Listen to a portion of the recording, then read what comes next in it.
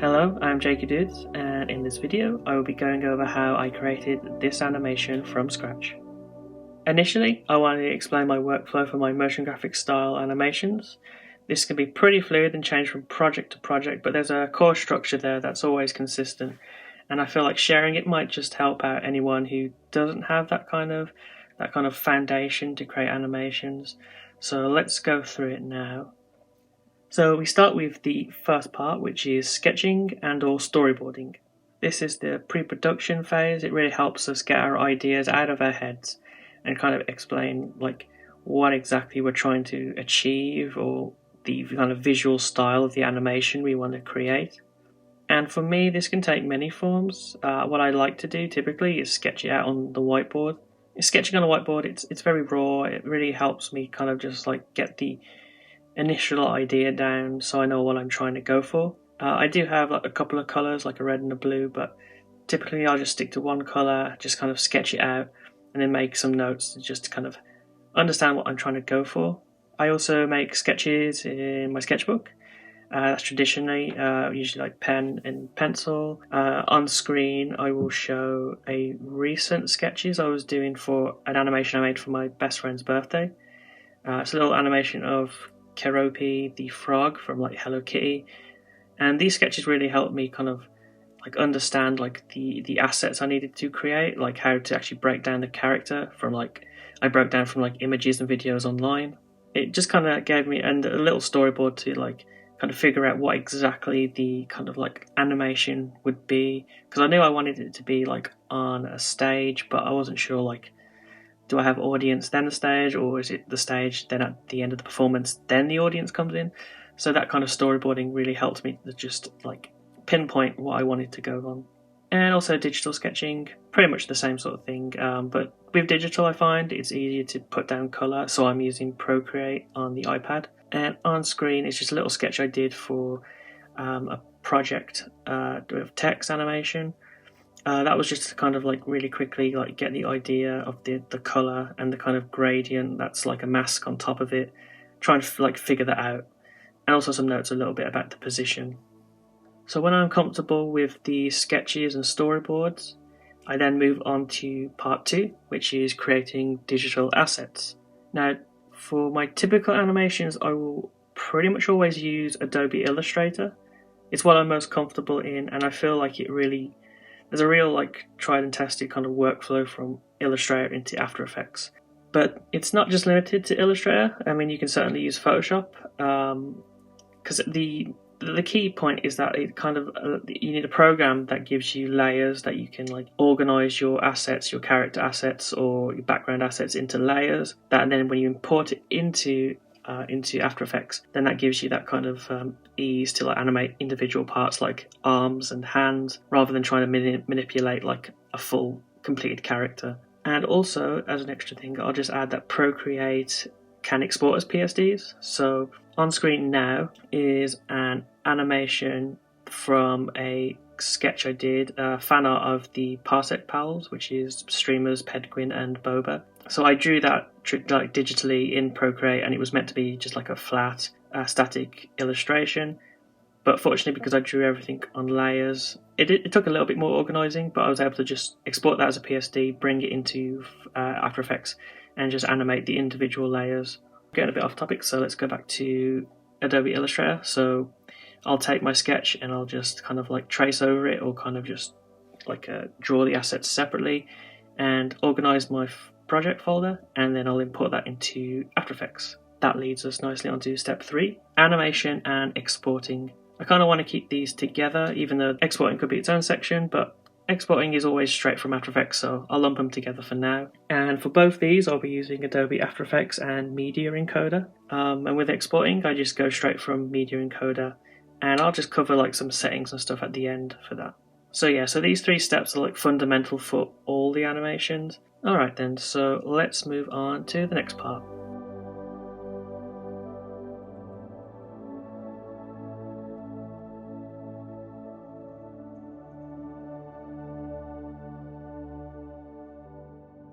Okay, so we are in Photoshop, and we are going to talk about the sketching phase for the seal melt animation. So yeah, this is pretty much just everything I did for the sketch layer. So it's definitely not a lot in comparison to what I've done in the past. It was just when I was making a sandwich, the idea came to me. So I just had to stop making the sandwich, get to the whiteboard, sketch out this kind of like 3-step kind of animation of a seal sitting under the sun. The sun starts to get bigger.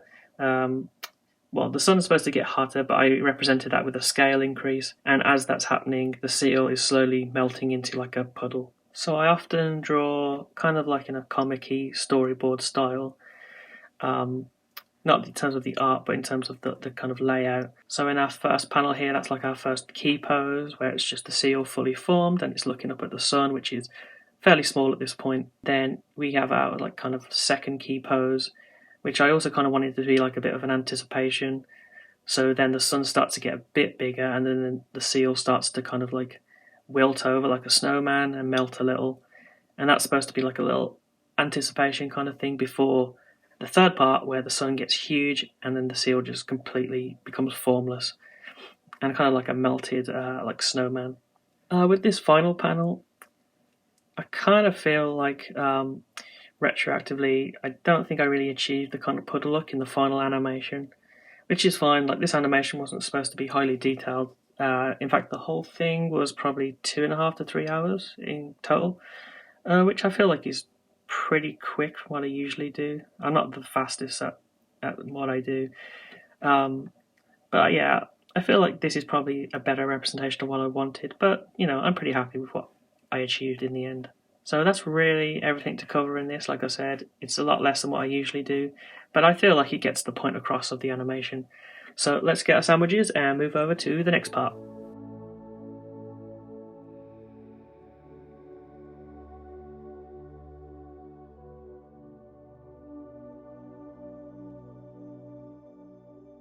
Okay, so now we're going to talk about creating the digital assets for the animation. We are in Adobe Illustrator, where I completed the kind of design for the animation, and here is what I came up with. This is the kind of representing the kind of like the first part of my like sketch, whiteboard sketch, and I would say it's like the first keyframe pose, where we've got the seal fully formed and it's looking directly up at the sun, which is pretty small at this point. So before I actually started to work on this, I decided to find a color palette to kind of like help inform the colors of the design. Sometimes I do work in grayscale, and then later in After Effects I use an effect like CC Toner to kind of like color in all the highlights, midtones and shadows, and that gives you more like flexibility in case, like, you know, client change and you want to change it. But for this, like, again, it's for me, so I just was happy to just find a color palette and kind of use it.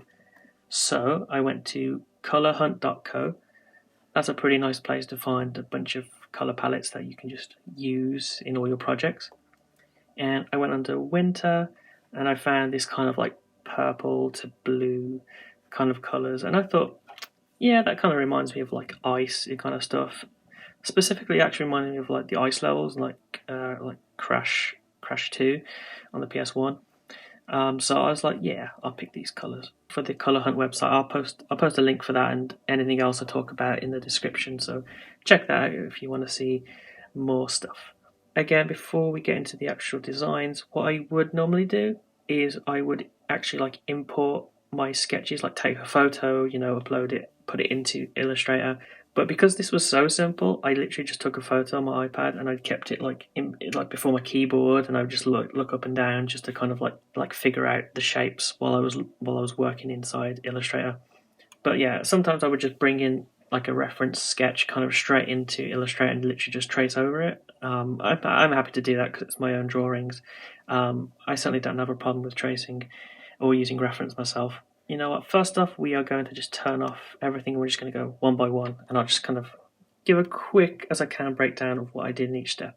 I have my background, which is just a simple square, just using the square tool to draw a square, and then using the line tools to make sure it's the perfectly centered. For the ground layer, the ground layer was next. I decided to make like a kind of like slight slant to make it a bit more dynamic than just have flat. Originally it was higher, just below like the kind of midpoint, like 40%, but then I ended up thinking that was just too high and I lowered it back down. Next, that's when I worked on the seal itself. So opening up the seal, that's made up of 5 parts: the core body, which is what I started with, then the front and rear flippers, and then, well, the front and rear flippers in terms of front to back. So the back and front flippers. As you can see, the ones in the back, I made them like a darker purple to make them stand out. You'll see that eventually the effects I used actually completely like overwrit this. So this was kind of a waste of time, but I still think it looks nice. Then I put onto the seal's eyes. So I'll zoom in for you here. So like switching them on and off, you can see I've got 2 states, like an open, which is literally just a circle, and then a close, which is like 2 lines with like rounded edges that are slightly curved to make like a kind of upper and bottom lid like closed. So I'm certainly not an expert with plugins like joysticks and sliders. In fact, I can't afford it, but that's a future thing that I'm going to learn. So I feel like for my blinkings, it's literally like an open and a closed eye, and then switch the opacities in After Effects on and off, for vice versa for both. And that kind of gives you like a really simple like blinking animation. Sometimes I'd like actually mask like an eyelid close, but for this, again, it's very simple and quick. So just like a open eye, then keyframe the opacity to 0 and turn the opacity for the eye closed to 100, and here we got a closed eye. But I'll go through that in After Effects. Okay, the sun layer. Having this kind of like offset circles. So at the center, it's like, the actual core of the sun, so it's very bright, and it's like a very bright yellow, yes it is. And to create these kind of like offset circles, instead of just duplicating the circle, I remembered that you can go Object, is it Shape? Yes, Object Path, and then Offset Path. And I'll just like increase this offset. So you can see, you can make this like really huge. I did that 3 times, and each time it was like a little kind of exponential increase, just a little bit more, and then I would just turn the opacity down for each. So the second one is 66, third is 48, and the fourth is 12%. Because my whole plan was when the sun expands and the scale increase, I'd have like a kind of like bouncy kind of scale increase, so, and also offset, so the center goes first, followed by the second, third, and then fourth. The scene was pretty empty, so I knew it required something in the background just to like add something more to the scene. Originally I was thinking trees, but then I just felt, I was like, nah. But then mountains. I felt like this was a pretty good choice. I quite like it. It kind of fills the space. And also I ended up actually animating these, so they have like a kind of, well, I want to say secondary movement, because I feel like the main movement is the sun, and then it affects the seals, and then the mountains are kind of like a secondary effect to the seal melting. So for the mountains, it's just 3 triangles kind of offset, and then this kind of like snow top on top of them, just to give them a bit more interest, I guess.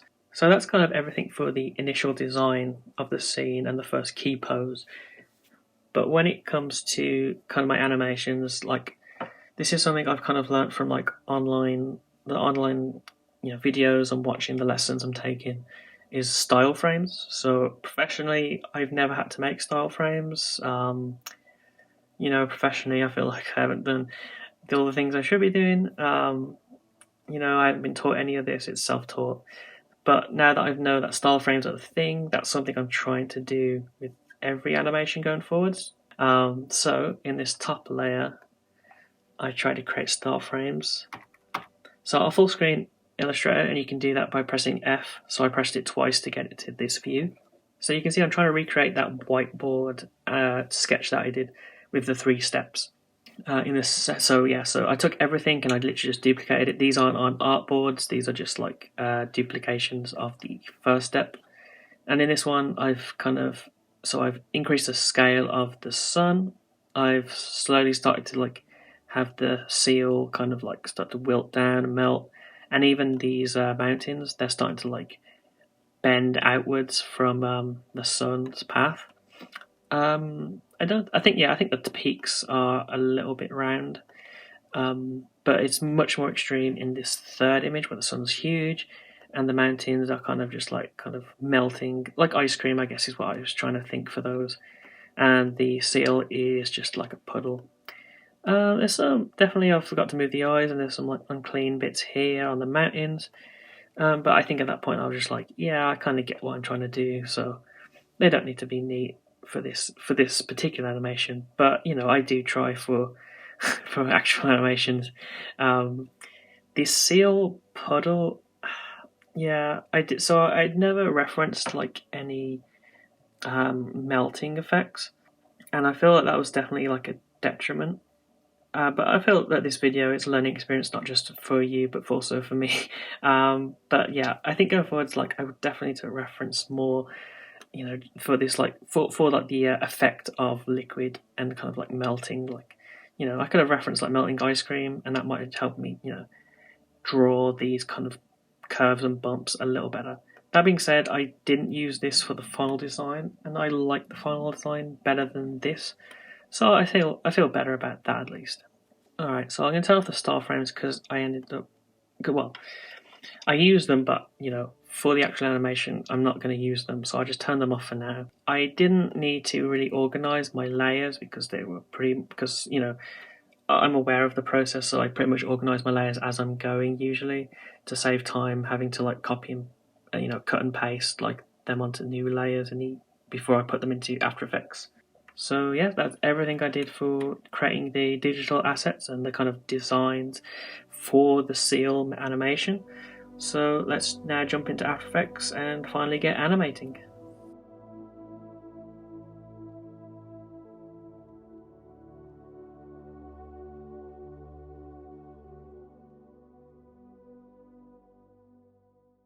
Okay, so we're inside After Effects, but to start this section off, I want to just quickly cover importing the Illustrator file into After Effects. We're in the project, so I'm going to go to the project, I call it the project bin here on the left here. So you can go File, Import, or Control I. I literally just like to double click in the empty space. It only works in the empty space, by the way. I get to my Illustrator file, which I've just called name seal melt. And before I press import, it's important to go to import as, click the drop down, go from footage to composition, retain layer sizes. I select that and then I press import. So what that's done, it's given us a composition of the name, and it's also given us a folder with all the like Illustrator layers, and that's how you would use it to like start animating. So I can double click on the one we've imported, which is this seal melt 3. That opens it up, and in the timeline at the bottom here, I'll expand that out. You can see that we've got our Illustrator layers in the exact same place as we had them in Illustrator itself. The style frames, because they were off the artboard, because this square is the same artboard that we were using, I turn them on and you can't really see them. Like I'm moving it around, but they don't appear, so that means I can just quickly just delete that. Alright, so before we get into the actual my main animation, I just want to quickly go through the kind of process for after I've imported into After Effects. So we've got all these Illustrator layers, and for some of these you can just like keep them like this and animate them, but like I mentioned for this sun, so if I bring up the scale by pressing S, if I scale it up, you can see that it's scaling all 4 of the circles. I have no control over the individual element, which is, well, that's pretty bad for what I wanted. But instead of going back into Illustrator and separating them out into 4 different layers, like sun 1 to 4, what I can do is I right click sun. Let me undo that scale first. Right click, I go to create, and create shapes from vector layer. So what we have here is a shape layer, which is this blue one here. It's got that like a star shape next to it, and it's blue, and it's called outlines. So that's how we know it's a shape layer. The sun layer is currently hidden. Sometimes I do keep these, sometimes I shy them by clicking this shy switch here, clicking that, and switch that on and off. You can see it's there, but it's hidden. But for this, I was like, you know what, I don't need them, and I can just re-import them from the project panel up here. So I just click the sun, delete it. So I did this for everything except for the eyes, because the eyes are literally just, you know, like 2 states, and they don't have any subtle animation, so I just kept them as Illustrator layers. But for everything else, I just converted them into, you know, shapes from vector layer. I guess interesting because I've actually picked on the sun that the sun actually is changed in opacity. It's not really showing what we want. So if we can twirl open the sun settings, go to contents. So I've got 4 groups which represent the 4 circles. So I know that the group 1 is that central circle. That's where these handles are. So I can leave that one.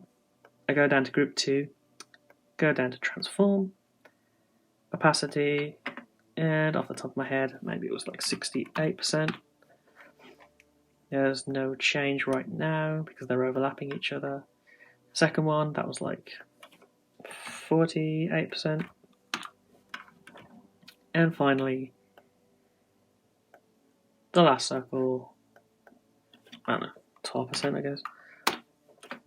So there we go. We've now recreated how the circles looked in Illustrator. And you'll see in the animated part, you'll see that I've managed to animate the scale individually for each of the circles. Alright then, so let's close this CO Melt 3 because we don't need it. I'll just leave it in the project bin for now. So this here is my main project comp for the CO Melt animation. So first things you'll notice, I have a lot of color labels for the different parts. That's just to help me distinguish each section so it's less confusing.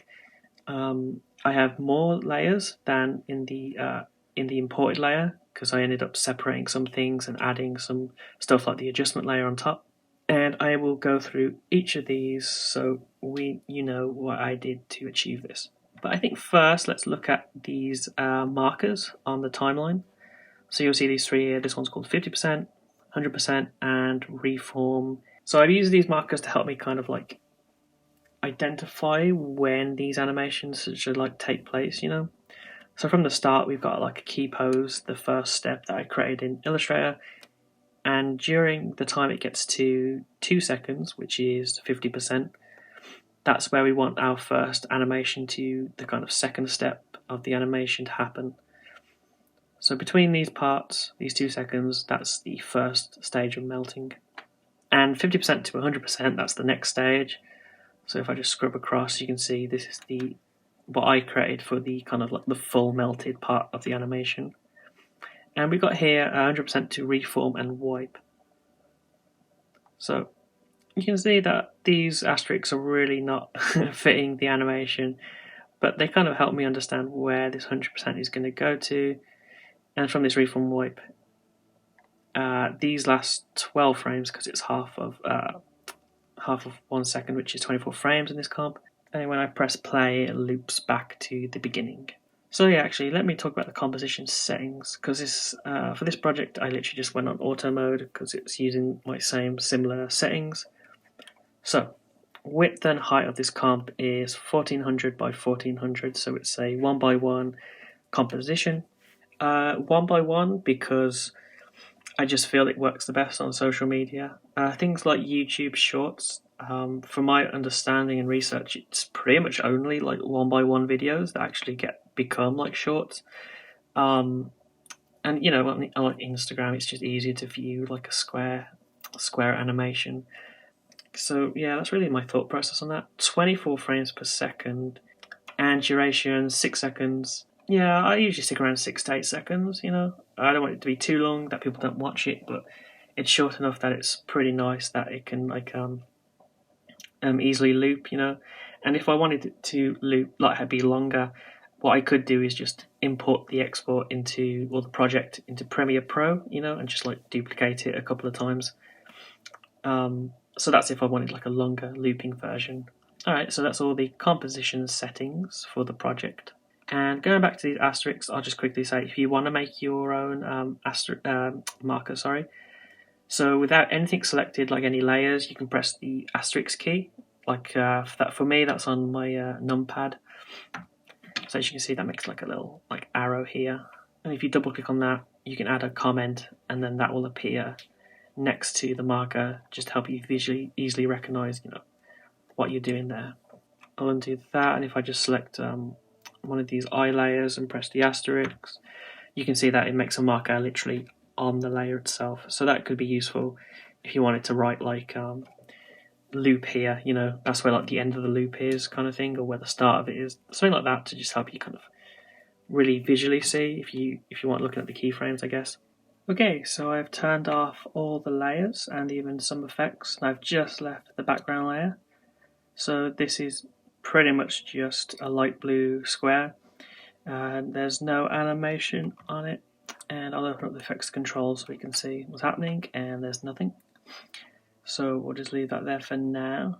And with the next three layers, this shape layer 1 to 3, so I'm going to leave these until the end because that's the last thing I added, and unfortunately, and I apologise to Mr. Marriott, I did not name these layers. But moving on, the next thing was ground. I remember working on, so let's switch that on. Same thing with the background, I just converted it to a shape layer from the Illustrator layer, and it's got no animation, it's just on its own. Let's go back a step for these layers called left, mid and right. I'll switch these on, and these are the mountains. So for these, I did actually end up separating them out. This probably would have been easier if I did it in Illustrator, but it wasn't too long, pretty much. I right-click, so when I converted the single mountain layer into the shape layer, scroll down the contents, and then I would pretty much duplicate them twice to get 3, and then go in and delete like the like 4 other like useless groups for the other mountains respectively. So we've got one for the far left, one that I've called in the middle, and one on the right. And if I select these and pressing U to bring up all the keyframe properties, and I'll just like scrub through, you can see I've got these keyframes here. And also they go outside the timeline because I was offsetting them. So you can see from the very start, from our first key, they're very straight and tall and pointy.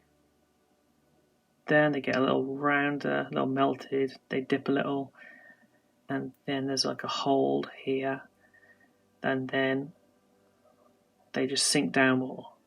Kind of like ice cream again was my idea for these, and then right at the end they very swiftly like form up. In fact, they don't form up fully. There's like a kind of jump cut when it loops, but it's very, very quick, and I don't think anyone's going to notice the specifics there, and I think it works pretty much. Okay, so then we come to the seal.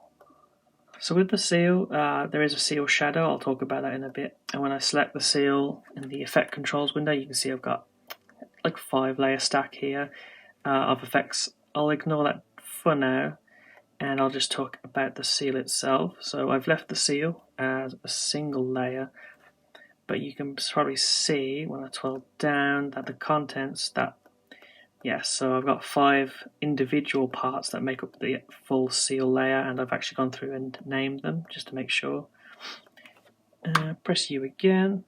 So I've animated the individual path of the 5 objects, so I just selected them, typed path here in the search bar, and that's how I would get them. Additionally, there is a small Y position, animation and scale. It's so noticeable that I even forgot that I did that. So let's look at the path animation. So the animation doesn't actually take place until like 5 frames in. I just thought, to give a little buffer zone that recovers from this kind of like zip up at the end.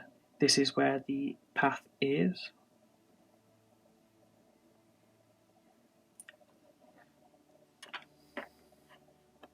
So pretty much if I just select them just so you can see the individual parts.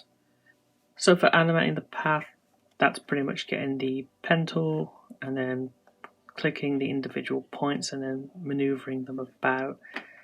Just a quick example, so I'll move the time head in the middle here and I'll just grab the kind of like nose point of the seal. I'll just drag it right up here in the corner and you can see I've made a keyframe. So so I can tell that this second here is actually the body path. And if I play that back, you'll see what happens. So yeah, I'll delete this keyframe here, this Pinocchio keyframe. So yeah, it's between these two sets of keyframes. There's just like the first kind of like melting point. It's quite little. It's quite settling. It's quite just like a little melt. I kind of saw this as like the anticipation. So it goes down. Then there's like this about 10 frames of like resting here.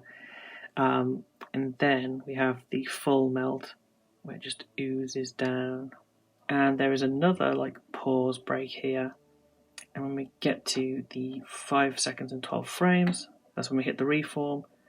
And it basically, I copied and pasted these keyframes and put them at the end, just so I didn't have, it's quicker rather than having to remake anything. There is a position and scale. So you can see it right there, like when I'm jumping between these two frames, where it's jumping up. So that's pretty much like a squash and bounce, I guess. Squash and stretch and squash. Getting the extra bounce where it just goes down a bit and then it shoots up. There's a little bounce, and the scale. I think that scale was just to make the kind of like the melt just feel a bit better. Some very subtle things. I think they add to it just like a tiny bit. It's pretty much unnoticeable, but I just think it adds a little extra to the animation. Alright, so we've got our two pink layers here, and I guess a note on the colour. I like to use the bright ones, the yellow and the fuchsia, on the kind of like, I guess the main things I want to look at, but generally it's just different colours for different things, so it's less confusing. So let's switch on both the open and close. That's what I'll put like the O and C, that's what they represent. And let's just open up them. So they've all got position, scale and opacity keyframes. And they look more complicated than they are, but pretty much it's just the position and the scale are just like following the kind of movement of the seal body. So I did this seal body path first, these animations here, and then I just timed the kind of position and scale to go with them. So from here to here, it's just the position of the eye drops and it gets slightly bigger, kind of like a foreshortening thing. It just gets a little bit bigger. Resting spot, and then yeah, it drops down and it gets bigger. I kind of like this motion here where the eye has a delay before it shoots down. I kind of, in my head, I imagine like, kind of like I guess I'm thinking like a snowman, like the carrot nose, where it's melting and it's slowly moving, but then it just like slides down into position. That was like kind of like my thought for that, and then it bounces back up. But yeah, so the key point for this is these opacity keyframes.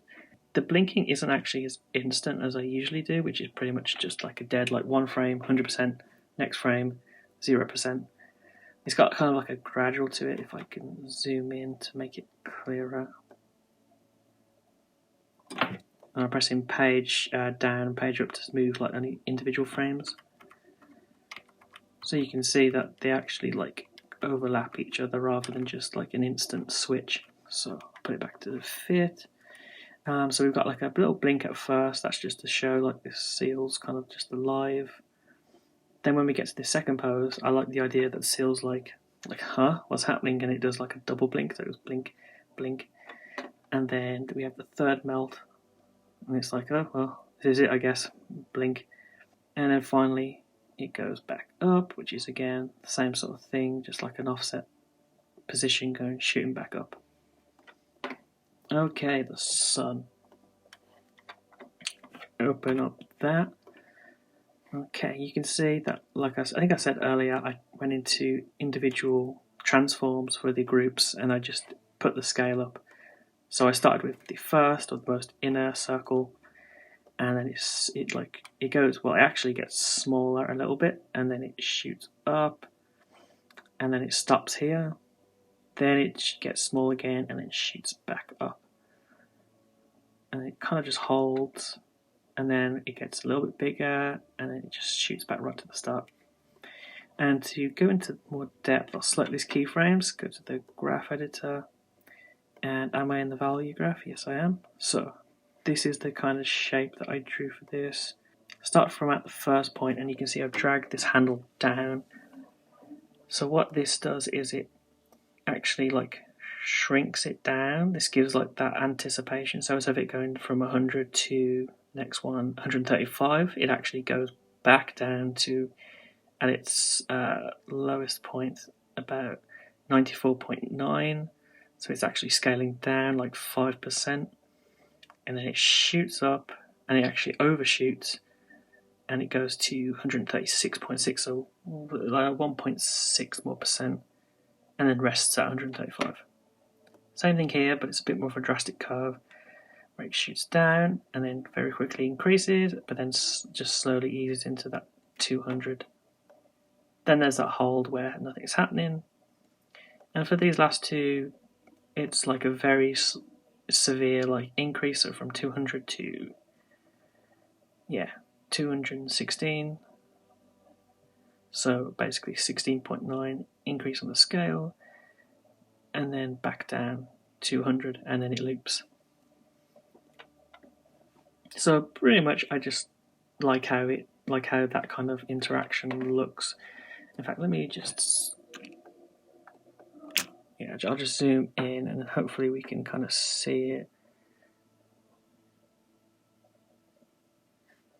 It's very quick on the last one, so if I go frame by frame, you can see it's actually increasing, then it reaches its zenith, and then straight back down to 0. And I basically copied and pasted those keyframes for the other 3 circles, but then I offset them, and I offset them manually by hand. I think it's a script inbuilt in After Effects, but select them, and then it's, if I remember rightly, it's Alt and then right arrow key to just nudge them like frames. So this is 4 frames to the right, 1, 2, 3, 1, 2, so it's like an exponential. So the longest gap is the first 2, gets a bit smaller, then it's pretty much the same kind of speed. And here at the end, so it's 1, 2, and then the third and fourth are at the exact same point here. But in terms of the actual graph though, getting the graph right, so that's what I use the handy plugin Ease Copy. So how this works is, so Ease Copy is a free or pay as you want plugin from AE Scripts. I don't know the off the top of my head. I'll put it on screen now, but I'll put a link in the description. It's a very handy plugin, so I'll show you how I did that. So basically you select these keyframes, these first ones with the, as I mentioned, the value graph design. Then you click copy. Let me select them again. Press copy, and you see I've got that number 5 because it's copying these 5 keyframe values. And then you just select a next pair of keyframes, and then you want to paste ease. So that paste is that easing curve. I don't mind breaking my animation to show you this, so let's go to keyframe velocity. No, it's not keyframe velocity. It is keyframe interpolation. So I'll put them back to linear. So they're linear now. If I go into the graph, it looks like that. So I'll select them, and I'll press ease, go into the graph, and now they've got the same curve. There's a slight movement because obviously they've got different values, so it won't look 100% the same, but in terms of the shape of this curve, it's like the same movement basically. Yeah, and you can also paste values as well.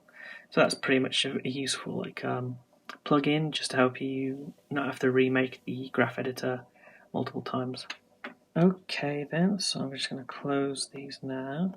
So, oh yes, okay, so yeah, I'm closing this now, and let's just do a preview of everything we've got so far.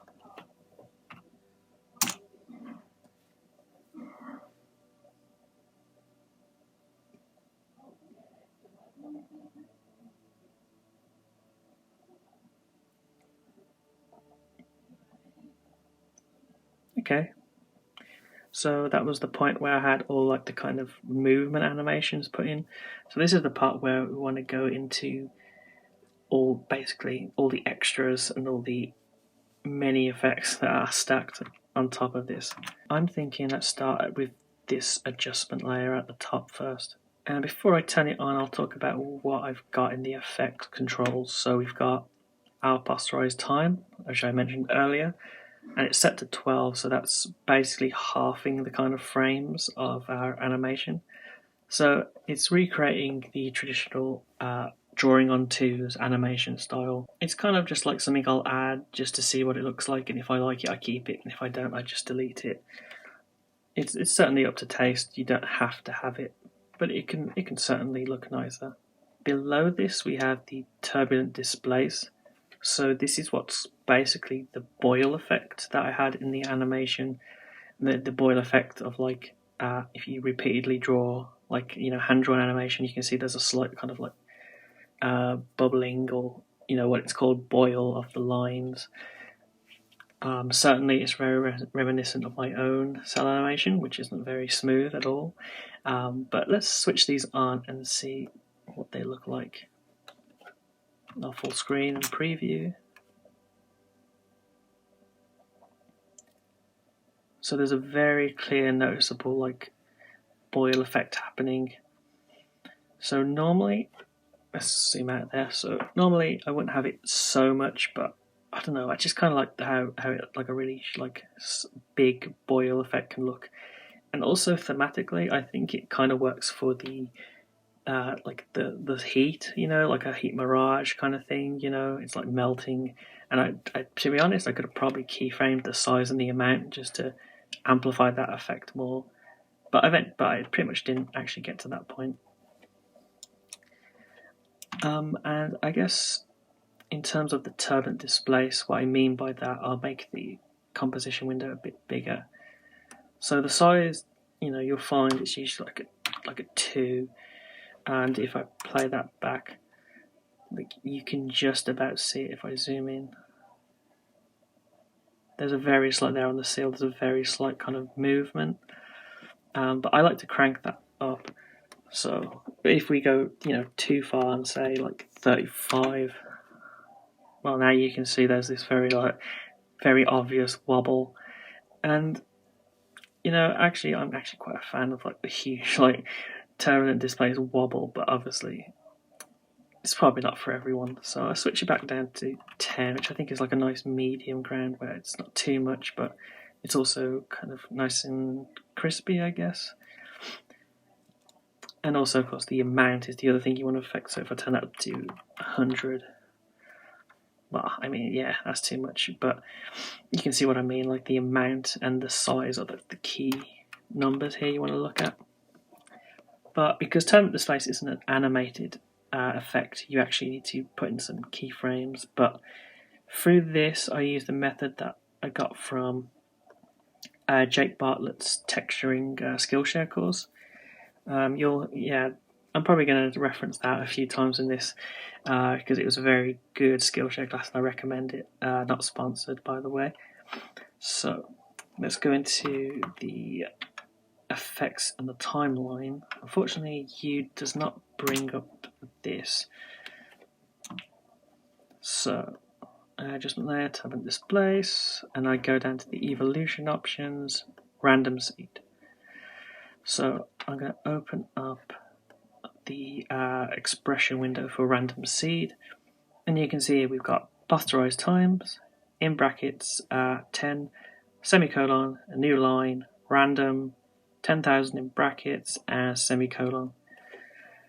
Now, I'm not going to explain what this means because off the top of my head I can't remember, other than posterized time is picking a time at every 10, and random is like a number between 10,000, and that determines like this random seed number. So if I screw up, you can see that it's only showing a number between 1 and 10,000, and it's happening every 10 frames, I guess.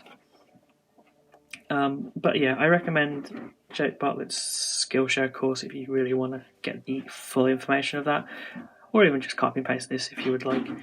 You could also try and use like the time times like 100 kind of expression. That would give you a similar thing, or even just keyframing the evolution property here. And again, yeah, so for the Jake Bartlett class, I'll link that as well. So you have okay, so let's get to this grey solid. So this is a Marriott trick that I've learned. I was trying to think of the video. I think it's a grain video, or it might be the gradient video, or one of them. I don't know. I'll just link his channel. It's all good. So let's go to the grey solid. So this is basically a noise layer. This adds noise. It's using the effect noise HLS auto. So it's like automatically going to animate some noise for us. Key features. So I switch this drop down to grain. I put the grain size up to 3, default is 1, and the noise animation speed, that's down to 12 to match the adjustment layer, the posterized time on the adjustment layer. The saturation, hue, and lightness, I just increase them. I find that lightness is the one that like improves the most. It makes it more visible, so that one usually is higher, but it's pretty much just play with these until you find something that you like. Probably keep them lower so they aren't too distracting, but noise is too good to ignore. So I'm going to zoom in on the seal, and I'll switch this on and off so to make it clearer. So hopefully that's coming through on the YouTube, but there's like this very clear noise, and I'll just play that through. It's like this like shimmery kind of like noise effect, and it's important to point out that the blending mode's on overlay, because this grey solid is like a solid like 50% grey, so our overlay is then pulling through all the dark and light of the grains. So because if I switch off the mode to normal, you can see I've just got this grey solid with this repeating grey texture. Switch that back to overlay, and quickly I'll just show you the solid settings. So you can go to layer, solid settings, or Control Shift Y. I go into the color, and here we have like under our hue, saturation, brightness, HSB, the brightness is 50%. Saturation is going to be 0 because we're all the way over in the greys. The hue, I would just keep that at 0. Yeah, 0, 0, 50. These settings work for this kind of effect. And then shove your HLS auto and overlay blending mode, and then you get like a kind of nice grainy overlook of that. Alright then, so let's get to the seal itself. So the steel's got 5 stacks on top. Again, the stuff I learned from this for this part of the seal, that's Jake Marriott's. That's Jake Bartlett's texturing class. I'll zoom in on the seal, and we'll start from the top, the tint. So the tint is basically turning it into monochrome, so we lose the colours there. Now we have our levels, let's switch that on. So that's basically crushing the colours of the value so it becomes white. Then we have our noise effect on top of that. So if I just preview that, you can see that there's like a noise on top of the seal. I'm also going to leave the adjustment layer in grey solid on top, just because that's how I did it. And I don't think it's too distracting. Okay, so now we've got our levels 2. If we open up this, turn that on, that's crushing the kind of like grain. So we're just left with like little flecks, or a lot less like specks of like kind of black shapes. So that kind of repeats there. And finally, we have the CC toner. So this is where we get our colours back in. Currently set to tritone, just the highlights, midtones, and shadows. Switch that on. And now we've got ourselves this nice purple looking seal with kind of like dark blue and pink flecks repeating. This is where I mentioned earlier in the designing the digital assets that we've now actually lost the dark blue, dark purple, like rear flippers in the background, because we've applied all these effects on top, so it's kind of just overraced everything, and since everything's on the same layer, we've lost that information. But I found that was a pretty, I'm happy to do that trade-off. Next we got the seal shadow, so let's switch this on.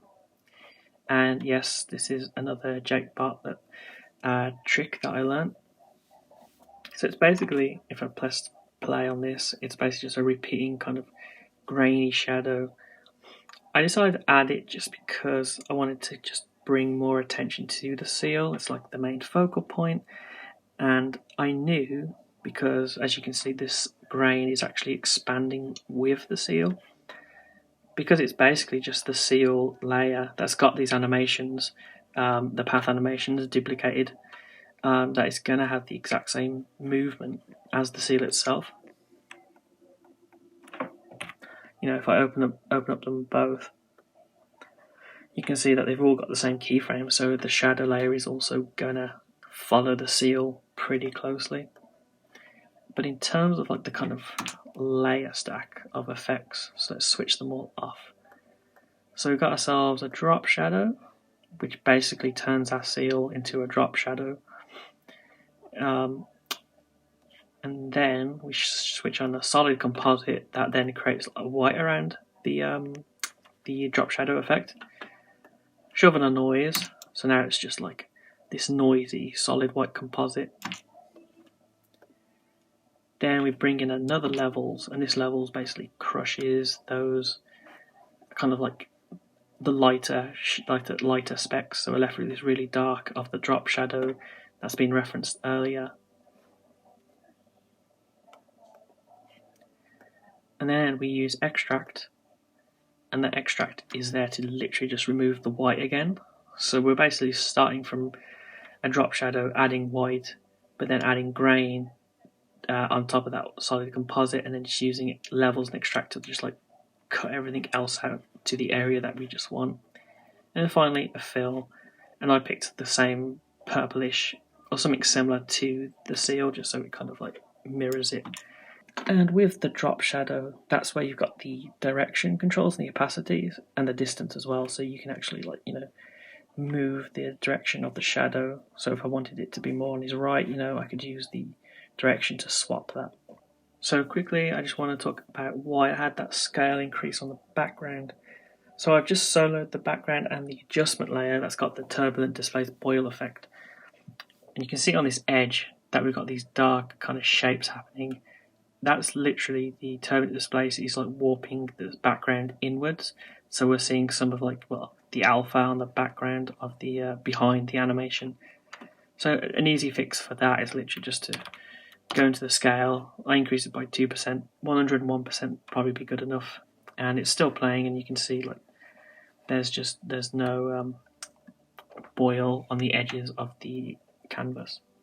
Okay, so I've soloed this last part here, and even though I've been name dropping YouTubers, this part here is actually 100% original, or at least I've never seen anyone else do it. So when you use this, remember to credit me in your tutorials. Alright, and so I started off this with just a single blue line with a slant, and then I applied a wave warp because I knew it was going to have a wiggle to it.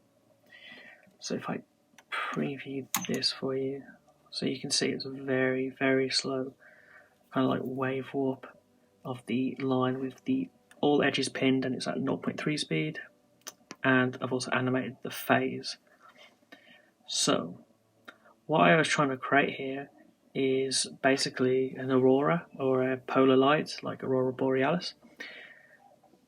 So initially I started with this single line, and I was like, originally it was going to be like, this kind of single line, maybe with the blur on top.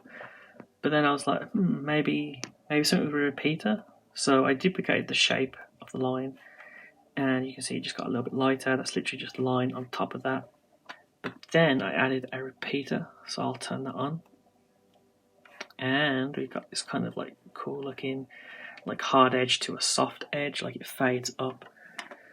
And if I open up repeater to explain this, so first you can see I've got 43 copies, so that's why I've soloed it, because it's pretty intensive. Going to the transform properties, the position of a repeater is always 1 plus 100 on the y-axis. So I turn that down to -2, so it's literally like 43 copies of the line going from the edge at the bottom to the top. And then the repeater has this handy start and end opacity. So I'll stop it here, and then I'll switch the opacity up to 100. So you can see it's literally just like a solid band, effectively. So I mean that could be pretty useful if you didn't want to increase the stroke width, but I would just increase the stroke width because this is too intensive for that.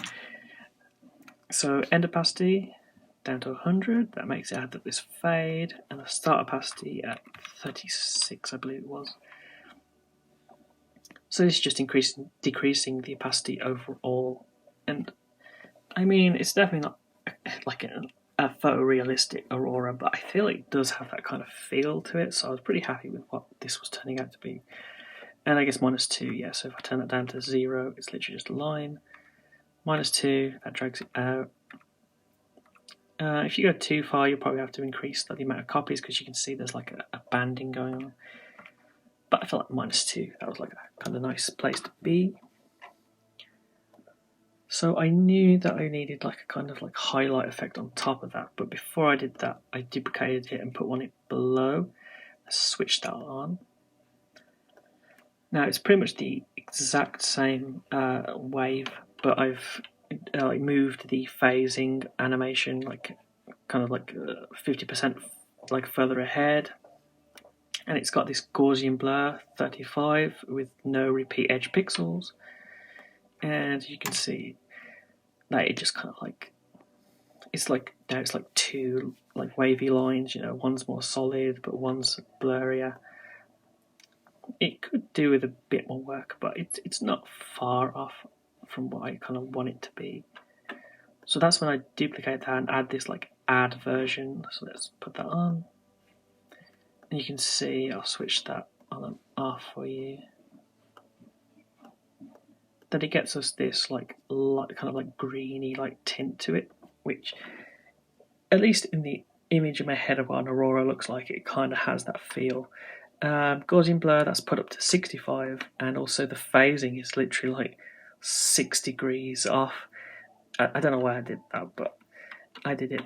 So there's so it's not as cleanly matched up, but yeah. So this definitely is almost like a prototype for this effect, but I think this could look really cool, and with more work and I don't know, maybe some tint or levels and some toner. I think this could be a nice way to create some kind of aurora effects. At least I'm certainly going to use it, and feel free to use it as well. Alright then, so let's unsolo those so it's on screen. And I especially like how it works with the blue background. You can see it's got that really, really bright add blending mode kind of style. But I think it kind of works because it's got this blurry soft blue, but then the really intense, but it's still not like the sun white here on the right. I think it really works. So if I just scrub through, you can see this is everything together. Unfortunately, because of the aurora, if I can just get it to kind of repeat here. So there's a skip there. You might have seen it with the loop on the aurora. Looping a wave warp when it's not at wave speed 1 is usually pretty annoying, but I decided because this reform at the end is so fast, and the sea, all the mountains, the sun all shoot back, I think that is already kind of distracting, so it distracts you from the aurora. I don't know, I could have probably animated the phase more accurately. But, you know, these are still learning things, I guess. But I'm still happy overall. Oh, actually, I did just forget. With the add, you can see I've got this circular mask on top. Press M. F for the feather of the mask, 200. So it's a mask with 200 feather, and that was just to take this kind of like blue highlight off the sun, just because I wanted, I didn't want it to overpower the sun, because it's kind of overpowering it right here, but I just wanted to take away that sun bit. So if I like invert the mask, you can see there's this bright edge that's what I wanted to just chop off. So I added a mask there to help that. Okay then, so that is everything I did to complete this animation, but I would just want to talk about the exporting process, just to be thorough. So I only use Media Encoder for exporting. Some people like to use the render queue, but I absolutely hate it, if to be completely honest. So I go to File, Export, Add to Adobe Media Encoder queue. So I click that and it opens up Adobe Media Encoder.